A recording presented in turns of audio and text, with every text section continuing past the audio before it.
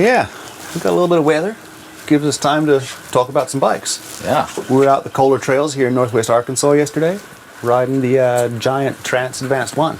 Yeah.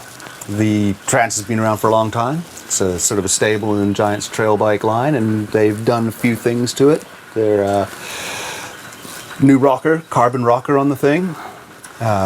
Trunnion mount on the top of the shock allows them to run slightly longer shock. They're going with that. They claim that gives you the ability to run lighter air pressure and lighter damping as a result, which improves the ride. Otherwise, your standard trail bike stuff, like 67-degree head angle, 73-degree seat angle, carbon fiber main triangle, aluminum rear.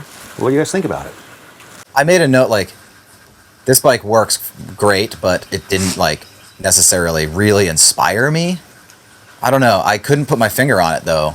You know, everything put together, it's a really good bike. Like, I feel like the rear end was supple yet stable, and I felt like it climbed pretty well. It did have a slightly slacker seat angle than some of the other bikes we rode that day. Which gets spoiled with steep seat angles. Yeah, it's crazy, yeah. Yeah, and to that point, I mean, that bike on paper should fit me, like, perfectly. And I had the seat slammed all the way forward, and I still, just thanks to my short femurs, I was still having a hard time having my weight over the front wheel on steep switchbacks. But descending, I mean, that bike is extremely agile. You know, it looks like a little slalom bike, kind of. You know, the lines and how the low standover. Yeah. And but you know, climbing, descending, it's kind of might sound strange, but one of the things that stood out the most was how well that the suspension design maintained momentum when I'm just like rolling, coasting under like undulating terrain. Yeah. I never felt like it was getting hung up on like just standard trail features. I really felt it maintained momentum really well. Yeah, I felt like that too. It feels like when you're putting the power down, it's like the rear wheel is getting pushed like back and away. I'm not sure if that's the actual axle path or not, but that's what it feels like. I kind of feel like I put the power down and the bike just wants to like pop out of things. I really liked how responsive it was. It was a snappy pedaling, it almost like cross-country behavior in terms of how it pedaled and climbed. I didn't feel like it was rolling over everything beautifully to me, though.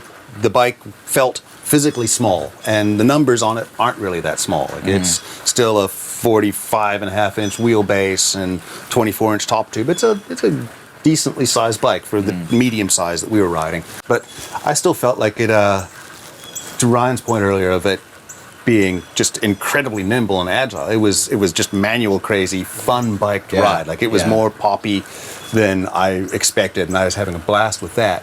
But I felt like it did kind of chatter around and catch things, and it could get a little bit disturbed off its line. Well, on the descent, but on the climb, I felt like it was really efficient. On the descent, like the smaller, and I definitely should have been on. I mean, I should ride large, but you know, so I took that into consideration. However, I mean, it's a really nimble. Playful bike. Yeah, we did ride extremely rocky terrain a lot of the day, most of the time yesterday, and there were plenty of places on yesterday's trail where it can grab your rear wheel and hang you up. The day before, when we rode a little more undulating, a little more less technical, but longer rides, that is where I felt like it was just, you know, I was just, you know, on a flow trail, just maintaining momentum when I wasn't necessarily on a flow trail. Right. You know. And it does accelerate admirably well, and you know, 140 millimeters of rear travel, 150 millimeters of front. It's sitting in that jack of all trades zone by design, right? For sure. What did you guys think about it in terms of spec, value for money? We're talking full XT build, XT cranks, which, given how many XT spec bikes are running race face cranks or other brand cranks, that was kind of nice to see. I like to see it wrapped up. You know, I like to see all the drivetrain bits coming from the same engineers, essentially. I like the way XT works, actually, a lot, you know, and this did have the 46 tooth. Yep. It's an 1146 cassette. 32 tooth chainring on that. Yeah, and I feel like the range was good. The low gear was enough. The XT stuff shifts crisply, precisely, every time. I like it. I mean, I'm a fan.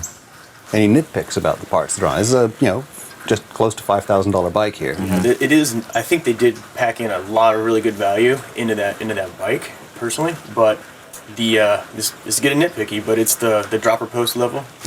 Yeah. It seems a little outdated. It's the front shifter style lever is clearly more ergonomic, and it's more intuitive than having to like lift your thumb and put it on top of that Yep. button to press. I'd agree with that. I do think that, yeah, like for a $5,000 bike, I'd like to see KS or maybe a reverb on there or something Yeah. like that. I also, Giant house brand components throughout, bars, stem, seat post, seat.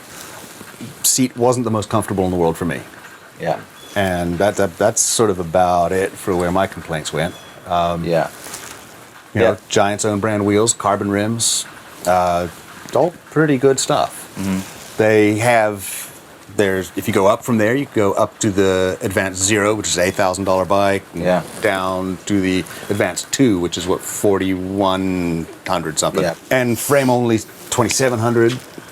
Same characteristics can be found in their aluminum models, which run $2,100 to $2,700. The non-snakeskin Schwalbes have a bit of a reputation for being fragile, but these were the snakeskin tires on that, which should be a pretty good spec for this kind of bike, you think?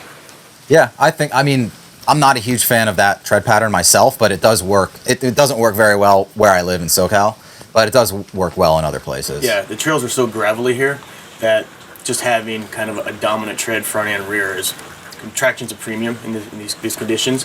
Yeah. So I think that the tread pattern is appropriate. We just ate them up otherwise. Yeah, I get the feeling that we're going to be eating tires for the next couple of weeks. Yeah.